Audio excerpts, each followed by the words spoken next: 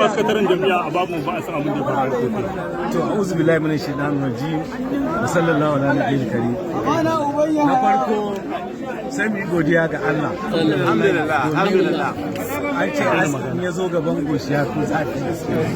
Yau cikin hukuncin Ubangiji, alhamdulillah. Yau aka fara karɓar shaidojinmu. Muna da shaida guda 196. Amma guda ɗaya kawai aka karɓa daga ƙaramar hukumar Bebeji mazaɓar Tarewa. Kuma a wannan guri ɗaya daga cikin rashin gaskiyar da aka yi mana shine an yi arin gizo a akwati guda ɗaya, kuma akwati guda ɗaya an yi rigima.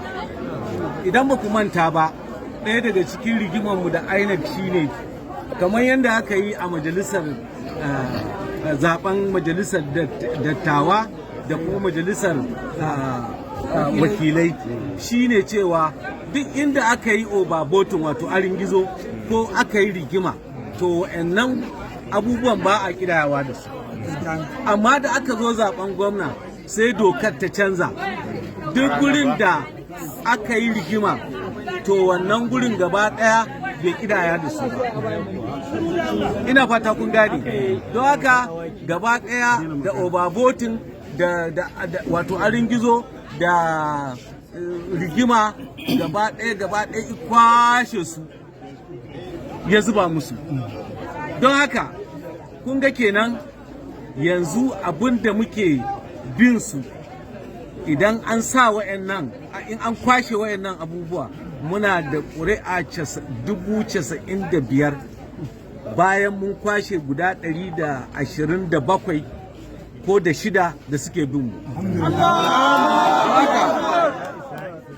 Wayannan shaidu namu guda 196, saura guda 195 a mazaɓu ko kuma a akwatuna guda 195. Kuma in Allah ya so ya yarda wayannan sakamako, in Allah ya so ya yarda za a tabbatar da shi kuma za a bamu wannan in Allah ya so ya yarda. An daga wannan zama sai gobe karfe 10:30 in Allah ya so ya yarda. Tambayar da zamu shaida da aka gabatar ya tabbatar da abin da ake tambayarsa. Misali an yi magana cewa an yi rigingimu, an yi waye, kuma na kotu ta tambaye shi abin da aka tambaya ya ba da shaida. Ai kamar yanda wato za ku ga lauyoyi sun tsaya suna ta masa tambayoyi wato masu tsauri.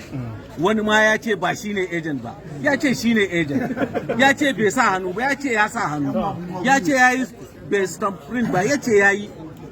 Don haka kuma dama shaidar shi ne ya tabbatar, na farko dai ka tabbatar da cewa da kai aka yi, na biyu kuma ka tabbatar da cewa kai ne agent, na uku kuma ka tabbatar da cewa tun da aka fara wannan zaɓe din zuwa ƙarshen zaɓe kana wajen, ba wai ba ne. To ya amsa wayannan abubuwa guda uku.